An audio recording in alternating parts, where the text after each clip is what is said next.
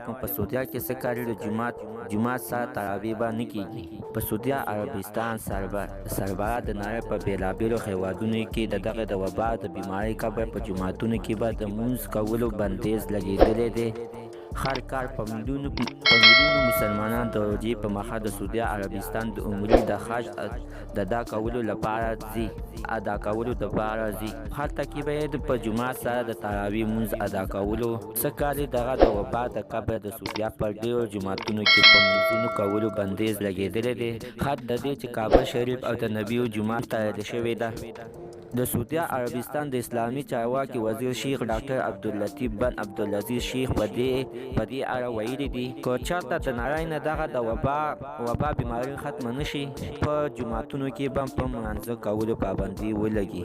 ډاکټر عبداللطیف الله تعالی ته دعا کوي چې دغه د وبا بیماري ختمه کړي او وایي د فرض لمونځونو چې په کور کې ادا کیږي نو تراویح دې هم په کورونو کې ادا کړل شي. نو وایي ټول هغه خلک چې په دې سختو حالاتونو کې نشي کولی چې په جوماتونو کې لمونځونه ادا کړي او په کورونو کې دا ادا کوي نو خدای تعالی ته په هغه د ټولو لمونځونو ثواب ورکړي او د لمونځونو په دې د خدای په دربار کې قبول کړل شي.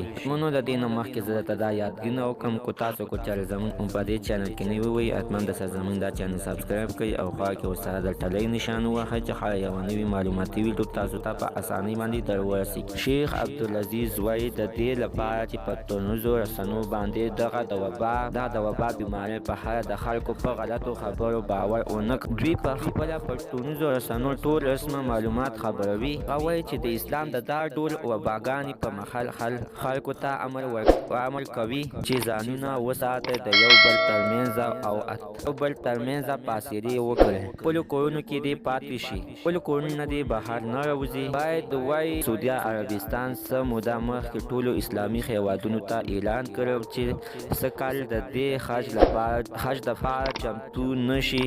دغه خلک خو بیا هم تمه کې پاتې شي.